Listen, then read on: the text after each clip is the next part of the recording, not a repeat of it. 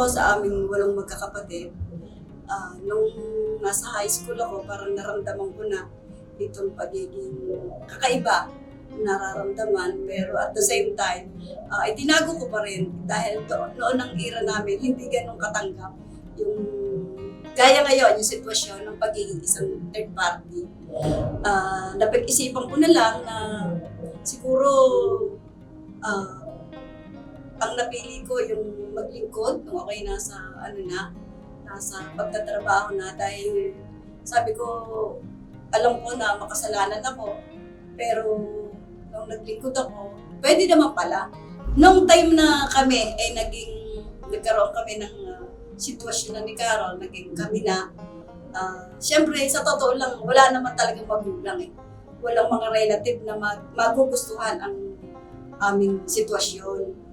Pero dahil nga siguro na-realize din nila na yun nga, ng pananaw ko kumuha ko ng mabuti para kahit paano makita ng pamilya ng aking kasama na hindi ako masama sa kabila ng aking pagiging LGBTQIA. Ang achievement ko bilang barangay official nung ako ay tinalaga bilang Committee on Women and Family Relation, halos doon ko nakita na yung isang pagiging LGBT pala, kayang-kaya mong i-apply. Dahil tanggap mo na yung sarili mo, tanggap ka na ng buong pamahalaan, ng pamayanan. Ang sarap ng lahat ng sektor.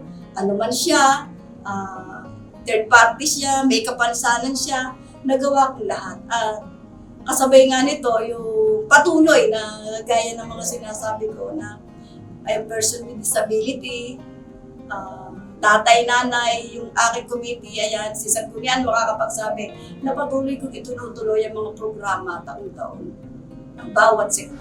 Mensahe ko lang, patuloy na kung ano man yung nararamdaman, malaya kayo, na malayang maipahayag, malayang makapagbigay ng advokasya para sa sarili, para sa ating komunidad. Pero siyempre, kailangan pa rin natin maging mapili.